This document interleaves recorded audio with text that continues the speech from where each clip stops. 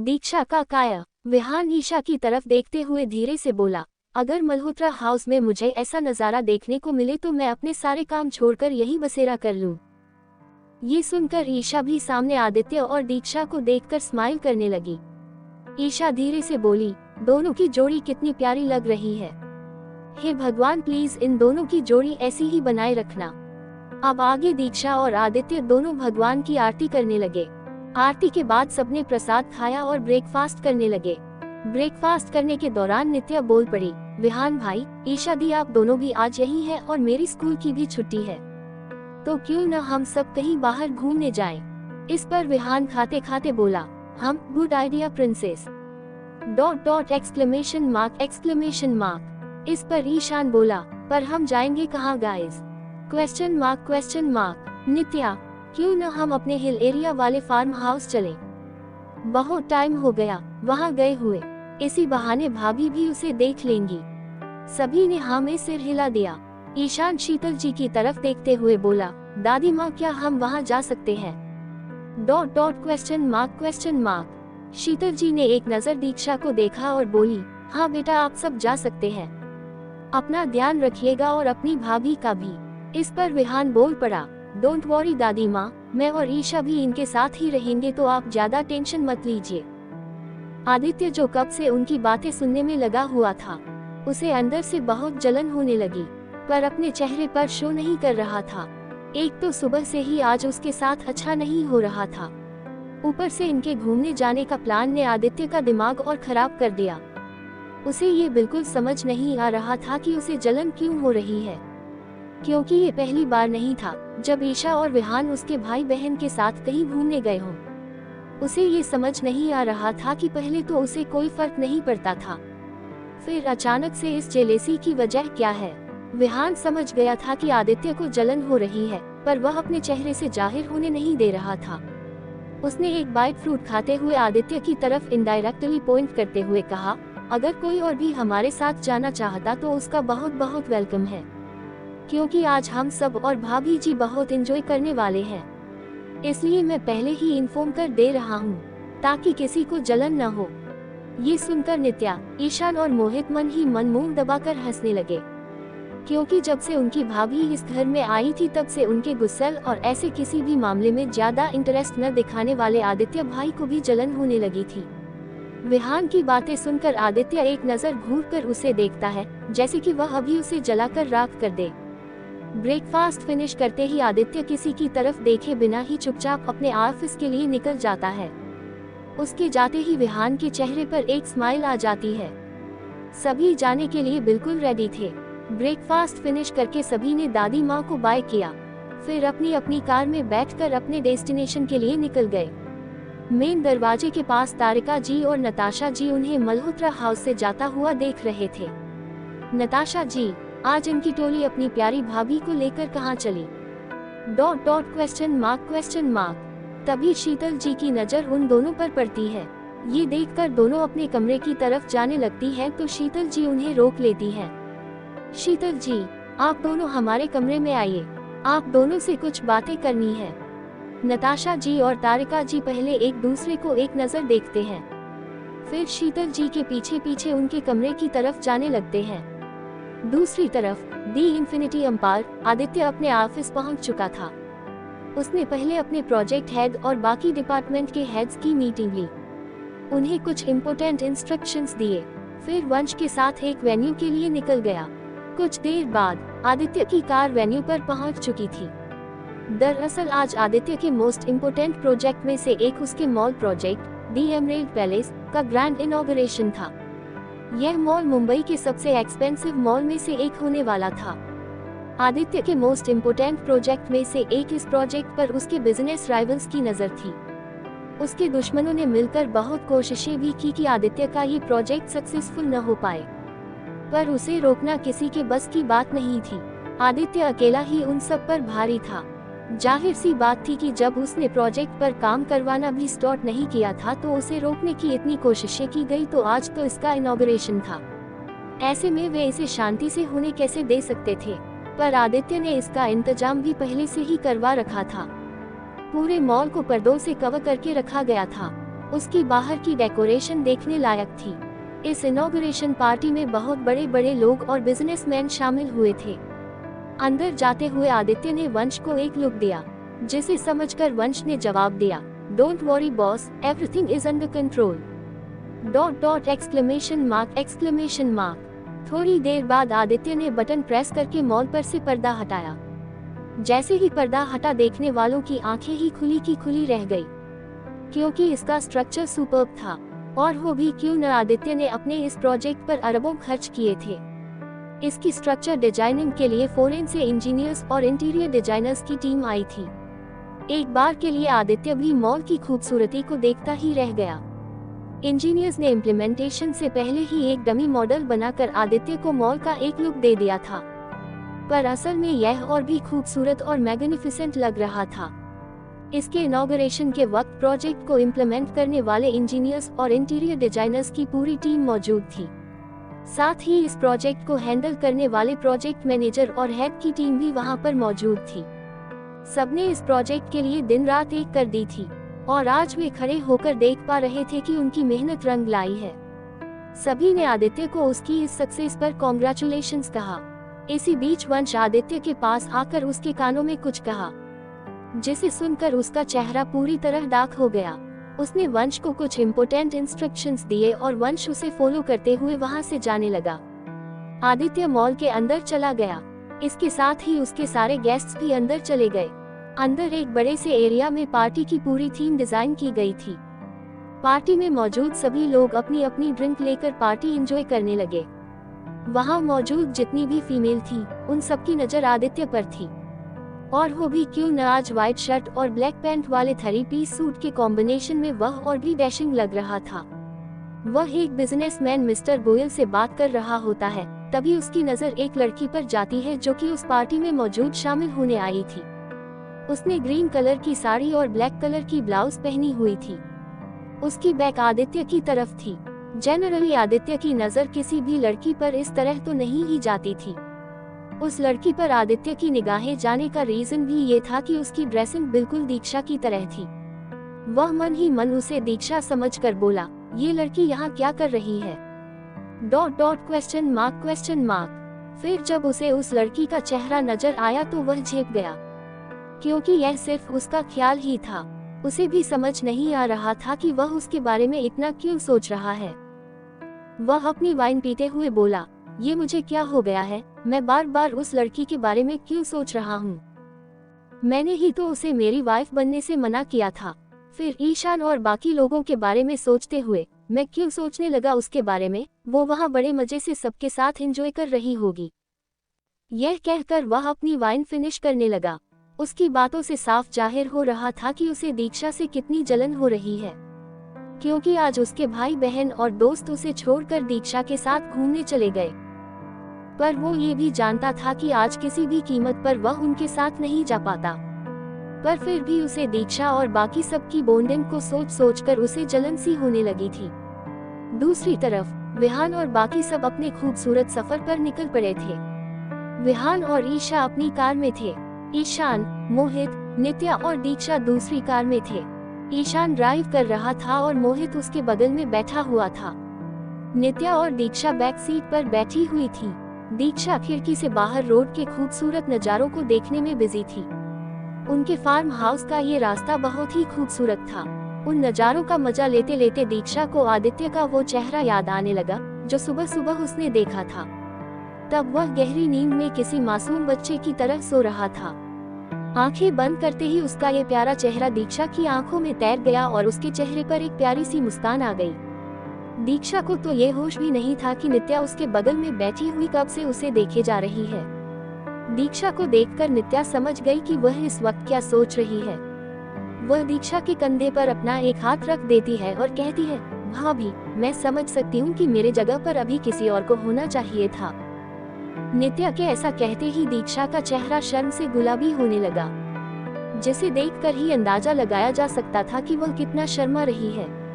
वह हड़बड़ाते हुए बोली, नहीं नहीं, ऐसा कुछ नहीं है। दीक्षा के इस रिएक्शन पर ईशान, मोहित और नित्या खुद को मुस्कुराने से रोक नहीं पाए। मोहित दीक्षा को छेड़ते हुए बोला, वैसे भाभी, भाई आपको कैसे लगते हैं? डॉट डॉट प्रश्नवाचक चिन्ह प्रश्नवाचक चिन्ह। दीक्षा को तो समझ ही नहीं आ रहा होता कि वह इस सवाल का क्या जवाब दे, पर ईशान को इस सवाल से आदित्य के कमरे की याद आ गई। जब सुबह सुबह वह उनके कमरे में हाजिर होकर उनके इतने अच्छे मोमेंट को खराब कर दिया था। ये याद करके वह मोहित से बोला, भाई अब से हम भाई के कमरे में कभी भी मुंह उठाकर नहीं जा सकते। ईशान के ऐसा बोलने पर मोहित नासमझी में पूछ लेता है, पर क्यों भाई? डॉट डॉट प्रश्नवाचक चिन्ह प्रश्नवाचक चिन्ह। इस पर ईशान एक नजर दीक्षा को देखता है। इससे उसके चेहरे पर एक हल्की मुस्कान आ जाती है और इसी मुस्कान के साथ वह मोहित को देखकर बोला, इस क्यों का जवाब तुझे मैं बाद में दूंगा। ईशान के फेस एक्सप्रेशन को देखकर मोहित समझ गया कि जरूर कोई इंटरेस्टिंग बात है, इसलिए वह भी स्माइल करते हुए हाँ में सिर हिला देता है। फिर दीक्षा की तरफ देखते हुए बोला, भाभी आपने मेरे सवाल का जवाब नहीं दिया। फिर दीक्षा को उकसाने के लिए जानबूझकर बोल पड़ा, भाभी हम समझ सकते हैं, भाई बहुत ही गुस्से वाले, एरोगेंट और अकड़ू टाइप के इंसान हैं। डॉट डॉट वो मोहित इसके आगे भी कहने वाला था, पर दीक्षा ने उसे बीच में ही रोकते हुए बोली, नहीं नहीं ऐसा कुछ नहीं है। वो फिर दीक्षा को आज सुबह की सीन याद आने लगी, जब आदित्य उसे किस करने के लिए उसकी तरफ बढ़ रहा था। ये देखकर मोहित मुस्कुरा उठा और दीक्षा को छेड़ते हुए बोला, क्या भाभी आप ही? हम आपके साथ वक्त बिताने के लिए यहाँ आए हैं और आप हैं कि किसी और के ख्यालों में बिजी हैं। ये सुनकर दीक्षा अपने ख्यालों से बाहर आती है। वह मोहित की बातों से हड़बड़ा जाती है। नित्या को लगता है कि अब ज्यादा हो रहा है, इसलिए वह दीक्षा का साइड लेते हुए बोली, अरे बस भी करो आप दोनों। दीक्षा को यूं चुप देखकर मोहित बोला, सॉरी भाभी मैं तो बस मजाक कर रहा था। इस पर दीक्षा अपने चेहरे पर एक स्माइल लेकर बोली, कोई बात नहीं। College admission. दीक्षा को यूं चुप देखकर मोहित बोला, सॉरी भाभी मैं तो बस मजाक कर रहा था। इस पर दीक्षा अपने चेहरे पर एक स्माइल लेकर बोली, कोई बात नहीं। अब आगे पार्टी के बाद आदित्य एक बेसमेंट में चला गया। वहां पर 4-5 लोगों को बॉडीगार्ड्स ने बहुत बेरहमी से मारा था। आदित्य वहां पहुंचकर एक चेयर में बहुत शान से बैठ गया। वंश उसके बगल में खड़ा हुआ था। आदित्य ने अपनी सर्द आंखों से एक नजर उनकी तरफ देखा। वंश आदित्य की तरफ देखते हुए बोला, बॉस ये वही है जो हमारी आज की इनॉग्रेशन पार्टी खराब करना चाहते थे। इससे पहले कि ये कुछ कर पाते हमने इन्हें ही डिटेक्ट कर लिया और इनके प्लान को सक्सेसफुल होने से रोक दिया। वंश की बातें सुनकर आदित्य गुस्से से आंखें तरेरते हुए उन लोगों की तरफ देखने लगा। इस वक्त वह बहुत ही खतरनाक लग रहा था। उसके इस लुक को देखकर चारों के चेहरे से पसीना छूटने लगा, क्योंकि आदित्य के गुस्से का मतलब वे सभी अच्छी तरह जानते थे। आदित्य अपनी रिवॉल्वर निकाल कर बोला, तुम सब जानते हो न कि तुम्हारे इस एक्ट का क्या इनाम मिलने वाला है। आदित्य की बातें सुनकर वे चारों सदमे में चले गए। उन्होंने अपने प्लान को अंजाम देने के बाद वहां से निकलने की पूरी तैयारी की थी, पर उन्हें ये अंदाजा नहीं था कि उनका पाला आदित्य मल्होत्रा से पड़ा है। उसके चंगुल से निकल पाना इतना आसान नहीं था, और जैसा आदित्य ने सोचा था हुआ वैसा ही। आदित्य वहां से बिना कुछ किए बगैर उठकर जाने लगा। ये देखकर चारों की सांस में सांस आई, पर उन्हें अभी भी यकीन नहीं हो रहा था कि आदित्य ने इतनी बड़ी प्लानिंग करने पर भी उन्हें कोई सजा नहीं दी। इसलिए वे थोड़े रिलैक्स हो गए, पर आदित्य ने उनके अरमानों में पानी फेरते हुए बाहर जाते जाते ही रिवॉल्वर की सभी गोलियां चारों पर उतार दी। कुछ ही सेकंड्स में वे वहीं ढेर हो गए। फिर आदित्य वंश के साथ वहां से निकल गया। दूसरी तरफ ईशान और बाकी की कार उनके हिल एरिया वाले फार्म हाउस में पहुंच चुकी थी। गार्ड्स ने दरवाजा खोला और उनकी कार अंदर चली गई। पार्क करने के बाद सभी बाहर आ गए। जगह काफी खूबसूरत था। दीक्षा को तो यकीन ही नहीं हो रहा था कि वह इतनी खूबसूरत जगह में आई है। फार्म हाउस के चारों तरफ खूबसूरत गार्डन थे और थोड़ी दूर पर फार्म हाउस की बाउंड्री के अंदर ही एक तालाब भी था, जहां आसपास बैठने के लिए टी टेबल भी बनाए गए थे। ईशान और बाकी सब तो पहले भी यहां आ चुके थे, पर दीक्षा के लिए यह पहली बार था। वे सभी अंदर गए। अंदर का इंटीरियर भी काफी खूबसूरत लग रहा था। वहां के माहौल से दीक्षा को एक शांति मिल रही थी। सभी लिविंग हॉल के सोफे पर बैठ गए। दीक्षा एक एक करके रूम की सारी डिटेलिंग को देख रही थी। अंदर की तरफ उसे एक लाइब्रेरी दिखी। वह नित्या से पूछने लगी, क्या मैं अंदर जा सकती हूँ? इस पर नित्या बोली, ऑफ कोर्स भाभी, ये सब आप ही का है। दीक्षा अपने कदम लाइब्रेरी की तरफ बढ़ाने लगी। बाकी सब सोफे पर बैठकर रिलैक्स करने लगे। अंदर आकर वह फिर से एक एक चीजों को देखने लगी। वहाँ पर बहुत सारी किताबें थी। वहाँ एक टेबल के बगल में बड़ी सी विंडो भी थी, जहाँ से आई रोशनी से पूरा लाइब्रेरी रोशन हो रहा था। दीक्षा मन ही मन सोचने लगी, कितना अच्छा होता अगर मुझे रोज यहाँ बैठकर स्केचिंग करने का मौका मिलता। फिर वह खिड़की से बाहर के खूबसूरत नज़ारे को निहारने लगी। वापस मुड़ी तो उसकी नज़र दीवार पर लगी एक पेंटिंग पर गई, जो कि हैंडमेड थी। वह एकटक उसे देखने लगी और मन ही मन बोली, ये पेंटिंग कुछ जानी पहचानी सी लग रही है। ... प्रश्नवाचक चिन्ह, क्या मैंने पहले कभी इसे देखा है? फिर सोचने की कोशिश करने लगी, पर उसे कुछ याद नहीं आया। वह बाहर आ गई। उसने देखा कि ईशान, नित्या और बाकी सब गेम खेलने की तैयारी कर रहे हैं। उन्होंने बहुत सारे कागज की चीट्स टेबल पर फैला रखे थे। दीक्षा वहां गई और नित्या के बगल में बैठ गई। गेम का रूल ये था कि जब तक म्यूजिक चलेगा तकिए को एक दूसरे को पास किया जाएगा। म्यूजिक बंद होते ही जिसके हाथ में तकिया आएगा, उसे कागज का टुकड़ा उठाकर उसमें लिखा टास्क कंप्लीट करना होगा। गेम स्टार्ट हो गया और सभी एक्साइटमेंट में तकिए एक दूसरे को पास करने लगे। बारी बारी से सबने चिट्ठा उठाया और अपने अपने टास्क कंप्लीट किए। टास्क ईशान और मोहित ने मिलकर लिखे थे, इसलिए ये बहुत ही अजीबोगरीब थे। ईशा, विहान और नित्या उनकी इस हरकत पर दोनों को बहुत कोसने लगे। दीक्षा को प्यास लगी, इसलिए वह किचन की तरफ चली गई। विहान सोफे पर बैठे बैठे बोला, आदित्य भी यहाँ होता तो कितना मजा आता। अगर वो गेम में शामिल होता तो मैं क्या टास्क रखता पता है? ... नित्या विहान की तरफ देखते हुए बोली, क्या रखते? ... प्रश्नवाचक चिन्ह। विहान, यही कि उसे सबके सामने दीक्षा भाभी को किस करना पड़ेगा। ये सुनकर सभी खिलखिलाकर हंस पड़े। तभी ईशान को आदित्य के कमरे वाली बात याद आ गई। वह सबकी तरफ देखकर बोला, वैसे भाई, किससे मुझे एक बहुत इंटरेस्टिंग बात याद आई है। सभी कान लगाकर ईशान की बातें सुनने लगे। उसने सुबह आदित्य को दीक्षा को किस करने वाली बात बता देता है, जिसे सुनकर सबके चेहरे पर एक शरारती स्माइल आ जाती है। वे सभी ईशान को कोसने लगते हैं। विहान, क्या जरूरत थी उस वक्त उनके कमरे में जाने की? तुझे पता नहीं है क्या कि न्यूली मैरिड कपल्स के कमरे में बिना नोक किए जाना गलत बात है? ईशान, मुझे क्या पता था भाई कि आदित्य भाई इतने रोमांटिक निकलेंगे। अगर मुझे पहले पता होता कि वो मेरी प्यारी भाभी को किस करने वाले हैं तो मैं जाता क्या? ... विस्मयादिबोधक चिन्ह। विहान, ठीक है, आगे से तू इस बात का ध्यान रखना कि किसी की भी वजह से उनके रोमांस में खलल नहीं पड़नी चाहिए। उसने बहुत मुश्किल से तो शादी की है, अब अगर तुझे जल्दी चाचू बनना है तो इस बात का ध्यान रखना पड़ेगा। चाचा बनने की बात सुनकर ईशान बहुत एक्साइटेड हो गया और बोला, हाँ भाई, मुझे चाचू बनने की बहुत जल्दी है। आप जैसा कहेंगे मैं वैसा ही करूँगा। ओ माय गॉड, मेरा भतीजा या भतीजी जब अपनी प्यारी प्यारी आवाज में तातू बोलेगा, ... कितना क्यूट लगेगा। ये कहकर ईशान मन ही मन खिलखिला उठा। उसकी इस एक्साइटमेंट को देखकर सबको हंसी आ गई।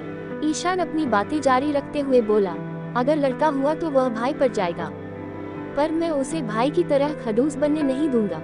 उसे मैं बिल्कुल अपनी तरह बनाऊंगा, हैंडसम एंड स्मार्ट, और अपने भतीजे के थरू भाई से अपना बदला निकालूंगा। अगर लड़की हुई तो वह बिल्कुल मेरी प्यारी भाभी पर जाएगी। ये कहकर वह अपने ही ख्यालों में खो गया। ओ माय गॉड, ... मुझे अभी के अभी बेबी चाहिए। ये सुनकर ईशा और विहान खुद को हंसने से रोक नहीं पाए, क्योंकि ईशान बिल्कुल बच्चों की तरह बातें कर रहा था। विहान उसे अपने ख्यालों से बाहर निकालते हुए बोला, ठहर जा छोटे, अपने ख्याली गुणों को थोड़ा काबू में रख।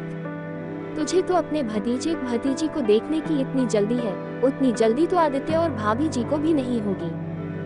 इस पर ईशान बच्चों की तरह जिद करते हुए बोला, वो सब मैं नहीं जानता भाई। ... मुझे बेबी चाहिए, मतलब चाहिए। ईशान के इस बचपने पर सबको बहुत जोर से हंसी आ गई। नित्या अपने भाई की बातें सुनकर बोली, मुझे लगा था कि मैं मल्होत्रा फैमिली की सबसे छोटी मेंबर हूँ, पर आज मुझे पता चला कि मुझसे भी छोटा कोई और है। नित्या की बातें सुनकर सभी हंस पड़े।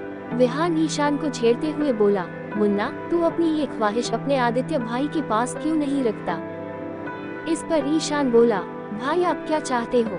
अगर आपको मुझे जिंदा देखकर प्रॉब्लम हो रही हो तो बता दो, मैं ऐसे ही मर जाऊंगा, पर आदित्य भाई के हाथों से नहीं। Dot dot exclamation mark. Ishaan का जवाब सुनकर सब ठहाका मारकर हंसने लगी। किचन में दीक्षा पानी पीकर वापस आ रही थी तो उसकी नजर किचन के वॉल पर गई। उसने देखा कि वहाँ पर एक दरवाजा है जो कि वॉल के पेंट से बिल्कुल मैच हो गया है और यह पता ही नहीं चल रहा कि वहाँ कोई दरवाजा भी होगा। दीक्षा इसे देखकर मन ही मन बोली, ये क्या है? दिखने में तो किसी दरवाजे की तरह लग रहा है, इसके अंदर क्या होगा?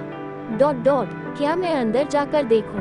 नहीं नहीं, मैं यहाँ पहली बार आई हूँ। फिर कुछ सोचते हुए पर नित्या ने तो कहा है कि ये सब हमारा है, वैसे भी मिस्टर देवल यहाँ नहीं है तो मुझे डरने की क्या जरूरत। ये कहकर वह आहिस्ते से दरवाजा खोलकर अंदर की तरफ जाती है। अंदर आकर उसे बहुत हैरानी होती है क्योंकि यह किसी सीक्रेट रूम की तरह लग रहा था। सामने एक बड़ी सी पेंटिंग बोर्ड को एक कपड़े से कवर कर दिया गया था। वह बड़े ध्यान से उसे देख रही थी। इतने में ही लाइट चली गई और वहाँ घना अंधेरा हो गया। दीक्षा को बहुत डर लगा और इसी डर में वह जोर से चिल्ला उठी। वह भागते भागते उस कमरे से बाहर आकर दरवाजा बंद कर दिया और किचन में आ गई। उसकी चीख सुनकर सभी किचन की तरफ दौड़े चले आए। अंदर जाकर देखा तो पाया कि किचन में एकदम अंधेरा है और दीक्षा अपने हाथों से अपने चेहरे पर हाथ रखे हुए है। मोहित जल्दी से अपने फोन की फ्लैश लाइट ऑन करता है। ईशान दीक्षा को पकड़कर बाहर ले जाता है। ईशान, भाभी आप ठीक हैं? दीक्षा, हम, वो अचानक से लाइट चली गई थी इसलिए मुझे अंधेरे से बहुत डर लग रहा था।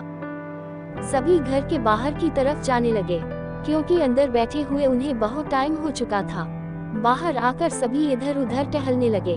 दीक्षा घूमते घूमते एक पेड़ के पास गई और उसके नीचे बैठ गई। यहाँ उसे बहुत अच्छा फील हो रहा था। वह नीचे बैठकर सामने डूबते हुए सूरज के नज़ारे को देखने लगी जो कि बहुत दिलकश नजर आ रहा था। टहलते टहलते नित्या की नजर दीक्षा पर पड़ी। उसे यकायक कुछ याद आ गया और उसकी आंखें नम हो गईं। नित्या को चुपचाप खड़ा होकर दीक्षा की तरफ देखते हुए ईशान उसके पास आया। वह नित्या के पास खड़ा हो गया और उसके कंधे पर हाथ रख दिया। नित्या ने एक नजर दीक्षा को देखा, फिर ईशान के गले लगते हुए बोली, भाई। डॉट डॉट विस्मयादिबोधक चिन्ह। ईशान उसे अपने सीने से लगाते हुए बोला, शांत हो जाओ प्रिंसेस। फिर उसे रिलैक्स करके वह ईशा और विहान के पास गया जो कि टी टेबल पर आराम से बैठे हुए थे। दीक्षा पेड़ के आसपास ही टहल रही होती है, तभी कोई चुपके से उसकी फोटो क्लिक कर रहा था। उसे ये बिल्कुल भी ध्यान नहीं होता। वह शख्स फार्म हाउस की बाउंड्री के बाहर खड़ा हुआ था। वह यह फोटो देखकर डेविल स्माइल करने लगा। मोहित को फोटोग्राफी का भी बहुत शौक था, इसलिए वह नेचर के खूबसूरत नज़ारों का फोटोज क्लिक करने लगा। अपनी बेस्ट शॉट लेने के चक्कर में वह एक गड्ढे में गिर गया। कोट, आउचच, कोई मुझे बाहर निकालो। ये सुनकर ईशा, विहान, नित्या और ईशान उसकी तरफ गए। मोहित को यूं कीचड़ से सना देखकर सबके चेहरे पर हंसी आ गई। नित्या मोहित की तरफ देखते हुए बोली, भाई आपको किसने कहा था बंदर की तरह उछल कूद करने के लिए? मोहित अपना मुंह बनाते हुए बोला, प्रिंसेस में उछल कूद नहीं बल्कि फोटोग्राफी कर रहा था। अब मुझे बाहर निकालो। विहान उसे बाहर खींचकर निकाल लेता है। वह अपने कपड़ों से मिट्टी साफ कर लेता है। टाइम हो चला था इसलिए सभी वहां से निकलने का डिसाइड करते हैं। सबकी नजरें दीक्षा पर जाती है तो पेड़ के नीचे आराम से बैठी हुई थी।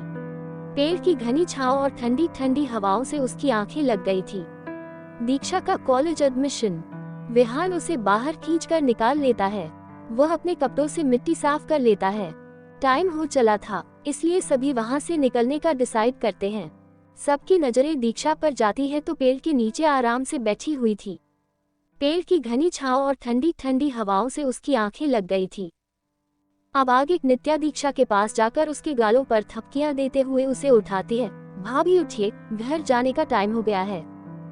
नित्या की आवाज सुनकर दीक्षा आंखें खोलती है। फिर कार में बैठकर सभी मल्होत्रा हाउस के लिए निकल जाते हैं। दूसरी तरफ आदित्य की कार एक कॉलेज कैंपस के सामने रुकी। वंश बाहर आया और आदित्य के लिए कार का दरवाजा खोला। वे दीक्षा के कॉलेज एडमिशन के लिए यहाँ आए थे। इस वक्त कॉलेज में ज्यादा लोग मौजूद नहीं थे। सभी स्टाफर्स को ये इन्फॉर्म कर दिया गया था कि आज मिस्टर आदित्य मल्होत्रा आने वाले हैं। वंश के ऑर्डर पर दीक्षा के एडमिशन की सारी डॉक्यूमेंट्स रेडी थे। आदित्य ने फीस पे की। फिर दीक्षा का कॉलेज एडमिशन पूरा हो गया। एडमिशन वाले काउंटर में बैठे सारे टीचर, यहाँ तक कि कॉलेज के डीन, प्रिंसिपल और वाइस प्रिंसिपल भी वहाँ मौजूद थे। उन्हें बड़ा अजीब लग रहा था क्योंकि आज आदित्य खुद कॉलेज आया था। साथ ही एडमिशन फॉर्म में स्टूडेंट का नाम देखकर भी सभी हैरान थे, मिसेस दीक्षा मल्होत्रा। सभी ये सोचने लगे कि ये कौन हो सकती है। सबके मन में जानने की इच्छा थी, पर किसी की भी हिम्मत नहीं थी कि वे आदित्य से यह सवाल पूछें। एडमिशन कंप्लीट हो जाने के बाद कॉलेज के प्रिंसिपल आदित्य की तरफ देखते हुए बोले, मिस्टर मल्होत्रा, मिसेस दीक्षा कल से कॉलेज आ सकती है। आदित्य ने हाँ में सिर हिलाया, फिर दोनों वहाँ से निकल पड़े। नित्या और बाकी सब मल्होत्रा हाउस में पहुँच चुके थे। सभी की थक कर हालत बहुत खराब हो चुकी थी, इसलिए अपने अपने कमरे में रेस्ट करने के लिए चले गए। दीक्षा भी अपना साड़ी संभालते हुए ऊपर की तरफ सीढ़ियों से होते हुए जा रही थी। थकी हुई होने की वजह से वह बड़ी मुश्किल से एक एक सीढ़ी चढ़ रही होती है। सीढ़ियाँ चढ़ते चढ़ते दीक्षा को थोड़ा अजीब सा लगता है, इसलिए वह पीछे पलट कर देखती है। उसे हैरानी होती है और साथ में बड़ा अजीब भी लगता है, क्योंकि नीचे आर्यन फोन पर किसी से बातें करते हुए उसी पर नजरें टिकाए हुए था। उसे आर्यन का अपनी तरफ यूं देखना बड़ा अजीब लगता था। जब सबका इंट्रोडक्शन हो रहा था तब भी वह दीक्षा से हैंडशेक करने के लिए मरा जा रहा था। दीक्षा ने ये भांप लिया और उसे नमस्ते ही कर दिया। जैसे ही दीक्षा और आर्यन की निगाहें मिलती है, वह फटाक से दूसरी तरफ देखने लगता है। ये देखकर दीक्षा मन ही मन बोली, स्ट्रेंज ... ये लड़का मुझे हर वक्त इस तरह से क्यों देखता रहता है? क्या इसे नहीं पता कि मैं इसकी भाभी हूँ? ये सोचते सोचते वह अंदर आ जाती है। सबसे पहले वह बाथरूम में जाती है और फ्रेश हो जाती है। फिर अपने कपड़े चेंज करके अपने नाइट वेयर पहन लेती है। फिर बालकनी की तरफ आकर ठंडी ठंडी हवाओं को अपने चेहरे पर महसूस करने लगती है। फिर अपने रूम में ही इधर उधर टहलने लगती है। उसे सामने का बिल्कुल भी ध्यान नहीं होता। जैसे ही आदित्य कमरे का डोर खोलता है, दीक्षा और दोनों आपस में टकरा जाते हैं। दीक्षा जब सामने देखती है तो वह डर के मारे उसकी हालत खराब हो जाती है। वह मन ही मन बोली, अब मिस्टर डेविल मुझे नहीं छोड़ने वाले। अगर बाकी नॉर्मल दिन होता तो आदित्य फिर भी कुछ नहीं बोलता, पर आज उसके सभी यार और भाई बहन उसे भूलकर सिर्फ दीक्षा को लेकर घूमने गए थे। इसका ख्याल करके उसे दीक्षा से छेड़ होने लगी और उसे अपना गुस्सा और खुन्नस निकालने का भी मौका मिल गया। वह दीक्षा की तरफ आंखें तरेर कर देखते हुए बोला, देख कर नहीं चल सकती थी ... प्रश्नवाचक चिन्ह। ध्यान कहाँ रहता है तुम्हारा? दीक्षा क्या ही बोलती, वह सिर झुकाकर खड़ी हो गई, क्योंकि गलती उसी की ही थी। वह अपना सर झुकाकर धीरे से बोली, सॉरी, गलती हो गई ... विस्मयादिबोधक चिन्ह। आदित्य एक नजर उसे घूर कर देखता है और पूरी तरह इग्नोर करके वॉशरूम में चला जाता है। दीक्षा का तो मुंह ही बन जाता है। वह मन ही मन आदित्य को गाली देने लगती है, खड़ूस कहीं के ... ऐसे कौन डांटता है अपनी बीवी को? हाँ, माना कि गलती मेरी थी, पर सॉरी कहा तो मैंने, पर नहीं, इन्हें तो लोगों को कच्चा चबा जाने की आदत है। ये कहते हुए वह एक पेपर और पेंसिल लेकर बेड पर बैठ जाती है, जो वह नित्या के कमरे से लेकर आई थी। वह कुछ मिनट तक शांति से बैठ जाती है, फिर दोबारा उसकी जहन में वह लाइब्रेरी वाली पेंटिंग घूमने लगती है। वह एक गहरी सोच में डूब जाती है। तब तक आदित्य भी अपने कपड़े चेंज करके बेडरूम में आ जाता है। वह अपना लैपटॉप लेकर दीक्षा की तरफ देखे बिना ही सोफे पर बैठ जाता है। जैसे ही वह अपना लैपटॉप ऑन करके उसकी स्क्रीन को देखता है, उसका ध्यान दीक्षा के ऊपर चला जाता है, जो किसी गहरी सोच में डूबी हुई थी। वह उसके फेस एक्सप्रेशन को ध्यान से नोटिस करने लगता है, जो किसी चीज को याद करने की बहुत जोर से कोशिश कर रही थी। वह साथ ही अपने हाथों को पेपर पर भी चला रही होती है। वह स्केचन करने में लगी हुई थी। आदित्य बड़ी देर से दीक्षा को देखने में लगा हुआ था, पर दीक्षा इस बात से बिल्कुल बेखबर थी। जब उसने अपनी आंख उठाकर सोफे की तरफ देखा तो पाया कि आदित्य की निगाहें तो उसी पर है। जब दोनों की नजरें टकराई तो दीक्षा ने तुरंत अपनी नजरें नीचे कर ली। वह मन ही मन बोली, सुनाने के बाद भी इनका पेट नहीं भरा। आदित्य दीक्षा पर से नजरें हटाकर अपने काम में बिजी हो गया। दीक्षा कुछ सोच ही रही थी कि तभी उसके फोन रिंग हुआ। कॉलर आईडी में कृतिका दी नाम फ्लैश हुआ। ये देखकर दीक्षा का चेहरा खिल उठा। फोन की रिंगटोन सुनकर आदित्य की नजर भी दीक्षा की तरफ चली गई। उसके चेहरे की खुशी देखकर आदित्य का चेहरा तन गया। वह मन ही मन बोला, इतनी ज्यादा खुश लग रही है, जरूर इसके बॉयफ्रेंड ने कॉल किया होगा। पर दीक्षा ने उसकी उम्मीदों पर पानी फेरते हुए कहा, हेलो दी एक्सक्लेमेशन मार्क। ये कहते हुए उसके चेहरे पर एक अलग ही रौनक आ गई। उसकी यह खुशी एक झटके में नम आंखों में बदल गई जब उसने अपनी माँ की आवाज सुनी। दीक्षा ने ये नोटिस कर लिया कि आदित्य उसी की तरफ देख रहा है, इसलिए वह बालकनी की तरफ चली गई। उसने अपने आप को संभाला और कहा, हेलो मम्मा विस्मयादिबोधक चिन्ह। इसके आगे दीक्षा कुछ नहीं कह पाई। उसने अपने आप को संभालने की बहुत कोशिश की पर रोक नहीं पाई। जब से वह मल्होत्रा हाउस में आई थी तब से उसने अपनी माँ की आवाज नहीं सुनी थी। दूसरी तरफ कीर्ति जी का भी यही हाल था। वह भी अपनी आंखों में पानी लिए हुए थी। कीर्ति जी की हालत खराब होने लगी। उन्हें ऐसा लग रहा था कि उन्होंने कई सालों बाद अपनी बेटी की आवाज सुन रही हो। दीपक जी उन्हें संभालते हुए बोले, शांत हो जाओ कीर्ति। कीर्ति जी थोड़ी देर शांत होने के बाद अपनी रोनी आवाज में बोली, कैसी हो मेरा बच्चा? Question mark. इसका जवाब देते हुए दीक्षा बोली, मैं बिल्कुल ठीक हूँ मम्मा, आप मेरी बिल्कुल भी फिक्र मत करना। इतना कहकर वह खुद को रोक नहीं पाए और आंसुओं के सैलाब को बहा दिया। धीरे धीरे दीक्षा सिसक कर रोने लगी। आदित्य भी उसके रोने में एक दर्द को महसूस कर पा रहा था। दूसरी तरफ दीक्षा के मम्मी पापा, दी और दादी को भी समझ नहीं आ रहा था कि वह दीक्षा को कैसे शांत करे। वो अगर उनके पास होती तो वो कैसे भी करके उसे शांत कर लेते। आदित्य काफी देर से दीक्षा का रोना सुन रहा था। दीक्षा को ये बिल्कुल भी खबर नहीं थी कि आदित्य उसे सुन रहा है। इस वक्त उसे किसी भी चीज की कोई परवाह नहीं थी।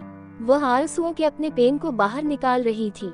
उसका बस चलता तो वह अभी कूदकर अपने मम्मी पापा के पास चली जाती। अपनी फैमिली के बगैर रहना कैसा लगता है, वह अच्छी तरह महसूस कर पा रही थी। उसने सपने में भी नहीं सोचा था कि एक दिन यूं अचानक उसे अपने मम्मी पापा का हाथ छोड़ना पड़ जाएगा।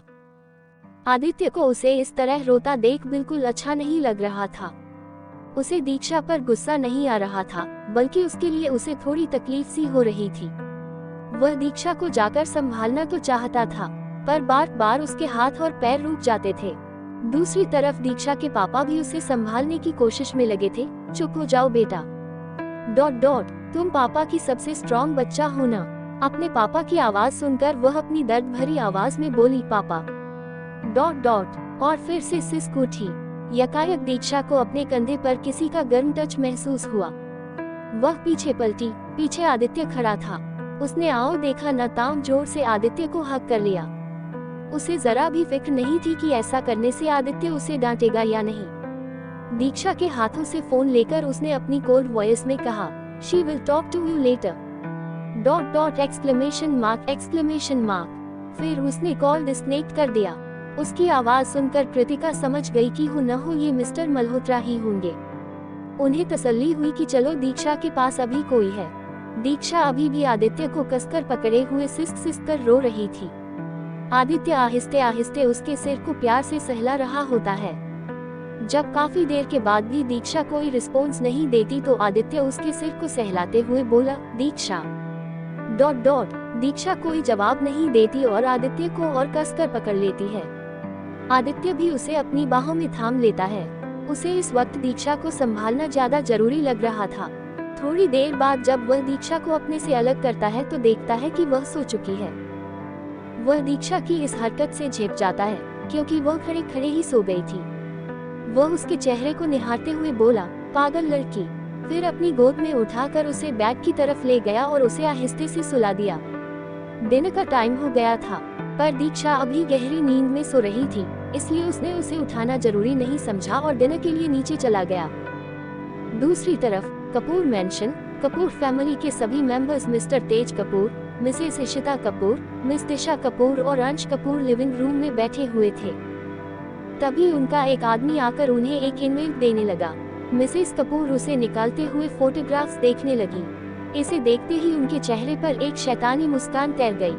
वह मिस्टर कपूर की तरफ देखकर बोली, ओ माय गॉड तेज, देखने से तो लग रहा है कि यह मल्होत्रा खानदान की बड़ी बहू है। मिस्टर कपूर, अंश और दिशा भी उन फोटोज को देखने लगे। उन्हें देखकर भी यही लगा, क्योंकि दीक्षा को देखकर ही लग रहा था कि उसकी नई शादी हुई है। मिस्टर कपूर अपनी वाइफ की तरफ देखते हुए बोले, पर इशिता, तुम इतने यकीन के साथ कैसे कह सकती हो? यह कोई और लड़की भी तो हो सकती है। मिसेस इशिता अपने फेस पर शातिर मुस्कान बरकरार रखते हुए बोली, अभी कुछ दिन पहले मल्होत्रा फैमिली जयपुर गई थी। मैंने अपने रिसोर्सेज से ये पता लगवा लिया था कि वे सभी आदित्य की शादी के लिए जयपुर जा रहे हैं। ये लड़की आदित्य की वाइफ मल्होत्रा खानदान की बड़ी बहू है। अपनी मॉम की बातें सुनकर दिशा बौखला सी गई और बोली, सीरियसली मॉम, आपको ये बात पता थी और आपने मुझे बताना जरूरी नहीं समझा? आदित्य की शादी भी हो गई और ये लड़की उसकी वाइफ है, पर मैं ऐसा होने नहीं दे सकती। आदित्य सिर्फ और सिर्फ मेरा है। दीक्षा का ड्र और आदित्य की कैर। अपनी मॉम की बातें सुनकर दिशा बौखला सी गई और बोली, सीरियसली मॉम ... आपको ये बात पता थी और आपने मुझे बताना जरूरी नहीं समझा? आदित्य की शादी भी हो गई और ये लड़की उसकी वाइफ है, पर मैं ऐसा होने नहीं दे सकती। आदित्य सिर्फ और सिर्फ मेरा है। अब आगे दिशा की बातों से उसका आदित्य को पाने का जुनून साफ साफ पता चल रहा था। इशिता जी दिशा का ये रिएक्शन देखकर बोली, बस तुम्हारे इसी रिएक्शन की वजह से तुम्हें नहीं बताया। अपनी मॉम के ऐसा बोलने पर दिशा का मुंह लटक जाता है। वह उनकी तरफ देखते हुए बोली, मॉम, तो अब आप ही बताएं मैं क्या करूं? आप तो जानती ही है न कि मैं आदित्य से कितना प्यार करती हूँ और उसके बगैर मैं रह नहीं पाऊंगी। इस पर मिसेस इशिता उसे समझाते हुए बोली, रिलैक्स बेबी ... पहले तुम खुद को संभालो। इतना हाइपर होने की कोई जरूरत नहीं है। फिर अपने चेहरे पर एक डेविल स्माइल लेकर, किसने कहा कि आदित्य तुमसे दूर हो गया है?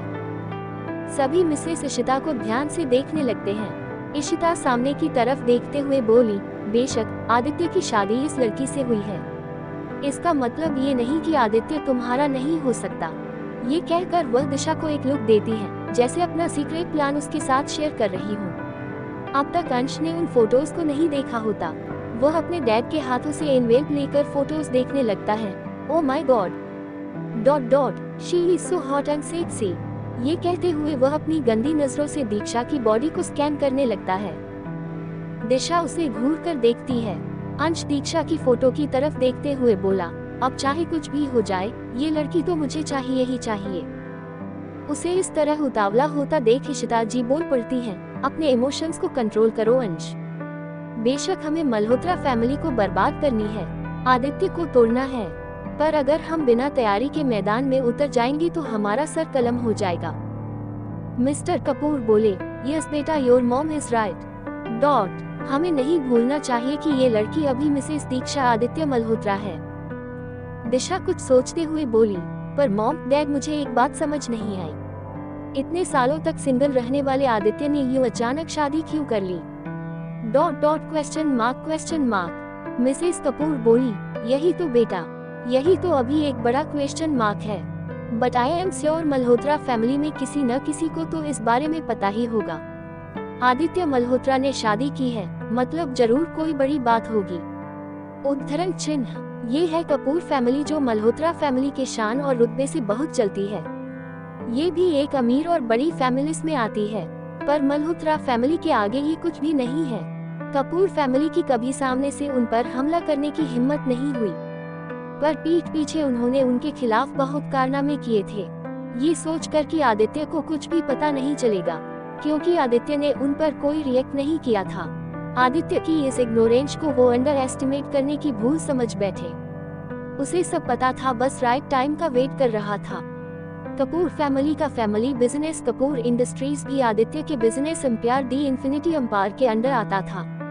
कपूर इंडस्ट्रीज बस किसी तरह आदित्य की कंपनी को सरपास करना चाहती थी, पर अफसोस आदित्य से जीत पाना इतना आसान नहीं था। कपूर इंडस्ट्रीज को मिस्टर तेज कपूर और उनका बेटा अंश कपूर संभालते थे। अंश की बहन दिशा, जो कि पेशे से एक एक्ट्रेस थी, वह आदित्य को दिलो जान से चाहती थी, पर आदित्य ने उसे कभी भाव नहीं दिए।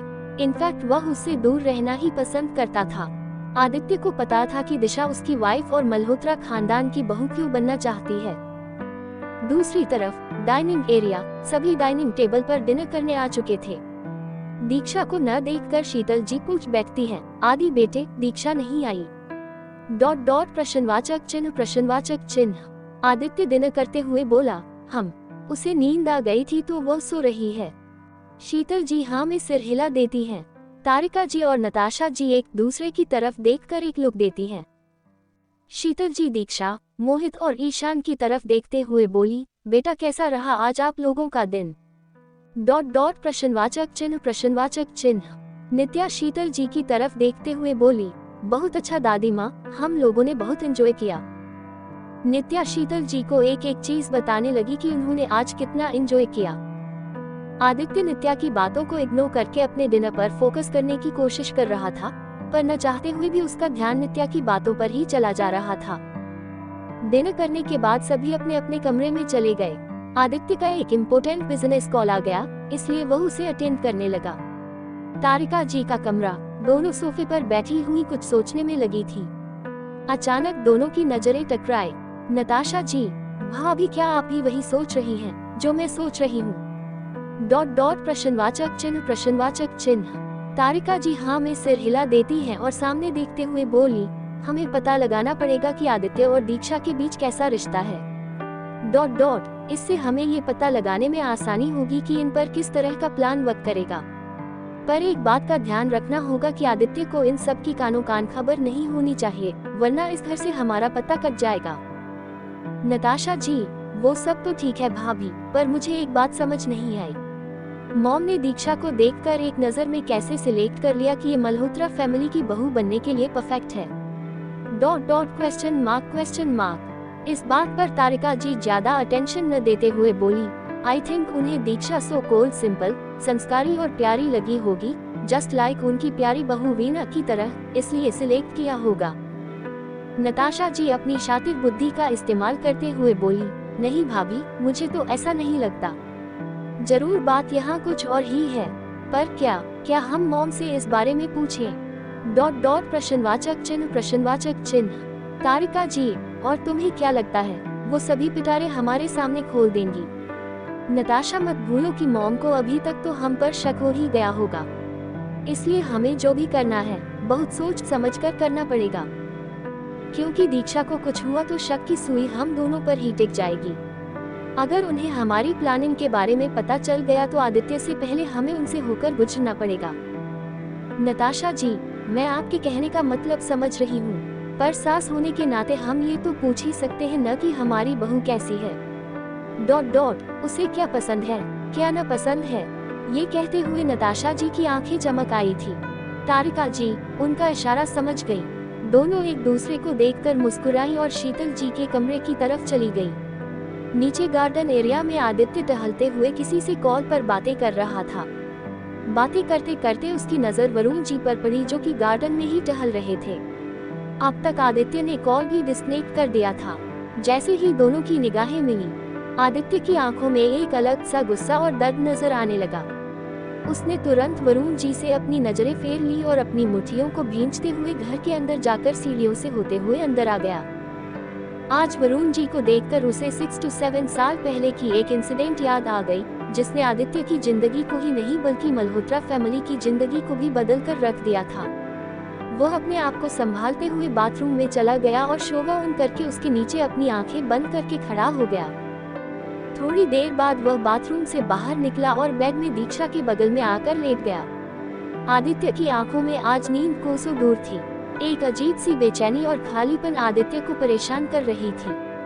वह चुपचाप अपनी सर्द आंखों से सीलिंग को देखे जा रहा था। इस सब से बेफिक्र दीक्षा आराम से सो रही थी। थोड़ी देर बाद आदित्य बेड से उठकर बालकनी की तरफ गया और उसकी रेलिंग में अपने मजबूत हाथों को टिका दिया। रात के लगभग 1 बजे वह दोबारा बेड में आया।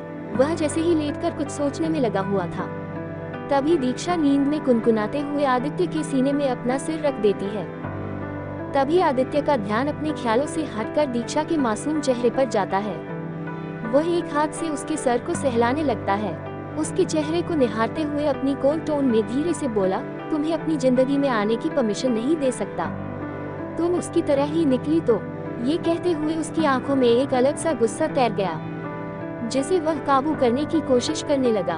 फिर वह जबरदस्ती सोने की कोशिश करने लगा। रात के 2:30 अचानक दीक्षा नींद में ही चिल्ला उठी। उसने सपने में उस फार्म हाउस को देखा। जहां वह अकेली बंद हो गई थी। उसके सभी तरफ अंधेरा ही अंधेरा था और दीक्षा वहां बिल्कुल अकेली थी। दीक्षा के चिल्लाने से आदित्य की नींद भी खुल गई। पहले तो वह इरिटेट हो गया, क्योंकि बड़ी मुश्किल से तो उसे नींद आई थी, पर जैसे ही उसकी नजर दीक्षा के मासूम चेहरे पर पड़ी, जो कि डर के मारे बेडशीट को कसकर पकड़े हुए थी, आदित्य समझ गया था कि वह कोई बुरा सपना देख रही है। वह दीक्षा के सिर को सहलाते हुए बोला, शांत हो जाओ, सब ठीक है। दीक्षा नींद में ही बड़बड़ाने लगी, प्लीज मुझे बाहर निकालो, मुझे नहीं देखनी कि इस पेंटिंग में क्या है। दीक्षा की बातें सुनकर आदित्य सोच में पड़ गया कि आखिर वह किस पेंटिंग की बात कर रही है। वह उसके गालों को सहलाने लगा और थोड़ी ही देर में दीक्षा शांत होकर फिर से सो गई। आदित्य ने भी ज्यादा दिमाग नहीं लगाया और चुपचाप उसके बगल में सो गया। 20 कॉलेज का पहला दिन और ब्लंडर। दीक्षा नींद में ही बड़बड़ाने लगी, प्लीज मुझे बाहर निकालो, मुझे नहीं देखनी कि इस पेंटिंग में क्या है। दीक्षा की बातें सुनकर आदित्य सोच में पड़ गया कि आखिर वह किस पेंटिंग की बात कर रही है। वह उसके गालों को सहलाने लगा और थोड़ी ही देर में दीक्षा शांत होकर फिर से सो गई। आदित्य ने भी ज्यादा दिमाग नहीं लगाया और चुपचाप उसके बगल में सो गया। अब आगे शीतल जी का कमरा। शीतल जी अपने बेड पर लेटकर एक किताब पढ़ रही थी। तभी उनके कमरे में किसी ने नोक किया। शीतल जी उन्हें अंदर आने के लिए बोली। तारिका जी और नताशा जी दोनों उनके बेड के पास खड़े हो गए। शीतल जी उन्हें देखते हुए बोली, आप दोनों इस वक्त ... प्रश्नवाचक चिन्ह उद्धरण चिन्ह। तारिका जी सीधे लहजे में बोली, आपसे कुछ बातें करनी थी मॉम ... विस्मयादिबोधक चिन्ह। शीतल जी उन्हें बैठने का इशारा करते हुए बोली, हम ... बैठ जाए और कहिए क्या बात है। दोनों बेड पर बैठ गईं। तारिका जी, मॉम, मैं दीक्षा की सासू मॉम हूँ, तो इस नाते मुझे ये जानने का हक तो है न कि आपने दीक्षा को ही इस घर की बड़ी बहू क्यों सिलेक्ट किया... प्रश्नवाचक चिन्ह। ये सुनकर शीतल जी मुस्कुराई और तारिका जी की तरफ देखते हुए बोली, आपने आधी रात को हमसे ये पूछने के लिए हमारे कमरे में आई हैं। तारिका जी शीतल जी की तरफ देखने लगी। अपनी बातें जारी रखते हुए शीतल जी बोली, तारिका हमें एक बात बताए, आपको दीक्षा को देखकर यह महसूस नहीं होता कि हमने उन्हें अपनी बड़ी बहू क्यों बनाया है। तारिका जी कुछ नहीं बोल पाए और नताशा जी की तरफ देखने लगी। शीतल जी, आई होप आपको आपके सवाल का जवाब मिल गया होगा। तारिका जी ने कुछ नहीं कहा और हाँ में सिर हिलाकर शीतल जी के कमरे से बाहर आ गई। दोनों नताशा जी के कमरे में आ गई। तारिका जी, ये मॉम तो बड़ी मिस्टीरियस निकली, पर कोई बात नहीं, मैं भी उनकी ही बहू हूँ और मुझे पता है कि जरूर कोई और बात भी है जो मॉम हमें बताना नहीं चाहती। नताशा जी, अब हम क्या करें भाभी... क्वेश्चन मार्क। तारिका जी कुछ सोचने लगी। दूसरी तरफ शीतल जी तारिका जी के सवाल के बारे में सोचने लगी। वह मन ही मन बोली, हम समझते हैं तारिका कि आपके मन में ये बात जरूर खटक रही होगी कि हमने यूं अचानक आदि को शादी के लिए मना कैसे लिया और दीक्षा को ही आदित्य की पत्नी क्यों चुना। फिर एक गहरी सांस लेते हुए, हमने अपनी वीणा बहू को तो खो दिया, पर दीक्षा पर हम आज भी आने नहीं देंगे। अगर हमने ये बात आपको बता दी तो दीक्षा की जिंदगी खतरे में पड़ सकती है, इसलिए हम ये रिस्क बिल्कुल भी नहीं लेंगे। अगली सुबह आदित्य की नींद खुली तो उसने अपनी बगल में सोती हुई मासूम सी दीक्षा को देखा, जो बेफिक्र होकर सो रही थी। सोते हुए वह किसी मासूम बच्चे की तरह लगती थी। आदित्य को ये पता नहीं था, लेकिन सुबह सुबह दीक्षा का मासूम सा चेहरा ही उसका फेवरेट व्यू था, जिसे देखकर उसके चेहरे पर मुस्कान आ ही जाती थी। आज भी यही हो रहा था। फिर आदित्य ने दीक्षा को उठाने का सोचा, क्योंकि उसे पता था कि आज कॉलेज में उसका पहला दिन था, पर दीक्षा के सोने के अंदाज से पता लग रहा था कि उसे इस बात की कोई खबर नहीं है। आदित्य समझ गया था कि अगर वह उसे नहीं उठाएगा तो उसका कॉलेज मिस हो जाएगा, इसलिए वह बिना टाइम वेस्ट किए उसे जगाने लगा। दीक्षा, उठो... विस्मयादिबोधक चिन्ह। वह नींद में कुनकुनाते हुए बोली, क्या है, आपको भी न चैन नहीं है मुझे परेशान किए बगैर। आदित्य तो उसकी बातों को सुनता ही रह गया। वह उसकी तरफ घूर कर देखते हुए बोला, क्या कहा इसने... इसे परेशान किए बगैर मुझे चैन नहीं आता। अब क्या कर दिया मैंने इसके साथ... विस्मयादिबोधक चिन्ह। उसने अपने सिर को झटका और थोड़ी ऊंची आवाज में बोला, दीक्षा उठो... पर अभी भी दीक्षा पर कोई फर्क नहीं पड़ रहा था। उठ रही हूँ या मैं अपने तरीके से उठाऊं? पर फिर भी उस पर कोई असर ही नहीं पड़ रहा था। वह नींद में कुनकुनाते हुए आदित्य को ही पकड़कर फिर से सोने लगी। आदित्य को उसकी इस हरकत पर हंसी भी आ रही थी। उसने दीक्षा के कान के पास जाकर जोर से बोला, ये छिपकली तुम्हारी पीठ पर क्या कर रही है? ... क्वेश्चन मार्क। छिपकली का नाम सुनते ही दीक्षा का जैसे नींद ही उड़ गया। वह एक झटके के साथ बेड पर उठ बैठी और हड़बड़ाते हुए बोली, कहाँ है छिपकली, कहाँ है? दीक्षा की इस हरकत पर आदित्य खुद को मुस्कुराने से रोक नहीं पाया। फिर अपने आप को दोबारा सपाट करते हुए बोला, चलो उठो, ... आज कॉलेज जाना है। दीक्षा ने आहिस्ते से अपना सिर हाँ में हिला दिया और वॉशरूम की तरफ फ्रेश होने के लिए चली गई। आदित्य अपने जिम की तरफ चला गया। थोड़ी देर बाद दीक्षा रेडी होकर बाहर आ गई। उसने एक पिंक कलर का क्यूट सा टॉप और नीचे ब्लू कलर की जीन्स पहन रखी थी। बालों को उसने पोनीटेल बना रखा था। इस लुक में वह बहुत ही क्यूट लग रही थी। दीक्षा ने अपने आप को आईने में देखा। उसे आज बहुत अच्छा लग रहा था क्योंकि बड़े दिनों बाद वह अपने आप को इस कैजुअल लुक में देख रही थी। बीते दिनों में एक बहू के गेटअप में रहकर वह अपने इस क्यूट लुक को मिस कर रही थी। दीक्षा ड्रेसिंग मिरर के सामने खड़े होकर अपने चेहरे पर क्रीम लगाया और होठों पर लिप बाम लगाकर वह बिल्कुल रेडी हो गई। इस लुक में वह बहुत ही प्यारी लग रही थी। थोड़ी ही देर में आदित्य भी कमरे में एंटर हुआ। आते ही उसकी नजर दीक्षा पर पड़ी। एक बार के लिए तो वह भ्रम में पड़ गया कि उसके रूम में ये कौन बच्ची आ गई। उसे एक बार के लिए लगा कि ये नित्या होगी क्योंकि वही ऐसे क्यूट कपड़े पहनती थी। तभी दीक्षा आदित्य की तरफ पलटी, तब जाकर उसे यकीन हुआ कि ये दीक्षा है। उसकी नजरें दीक्षा की इस क्यूटनेस पर ठहर गई। उसने बीते दिनों दीक्षा को सिर्फ साड़ी में देखा था जिसमें वह काफी बड़ी और समझदार लग रही थी और इस आउटफिट में वह छोटी सी क्यूट सी बच्ची लग रही थी। आदित्य को अपनी तरफ यूं देखता देख दीक्षा मन ही मन बोली, अब ये मिस्टर डेविल को क्या हो गया? ... प्रश्नवाचक चिन्ह। ये मुझे ऐसे क्यों देख रहे हैं जैसे कि मैं इस प्लेनेट से नहीं हूँ? आदित्य ने जब दीक्षा को अपनी तरफ ऐसी नजरों से देखते हुए देखा तो बोला, आज तुम कैजुअल आउटफिट में... ... दीक्षा ने धीरे से कहा, तो क्या 10 किलो का साड़ी पहनकर कॉलेज जाऊं? ...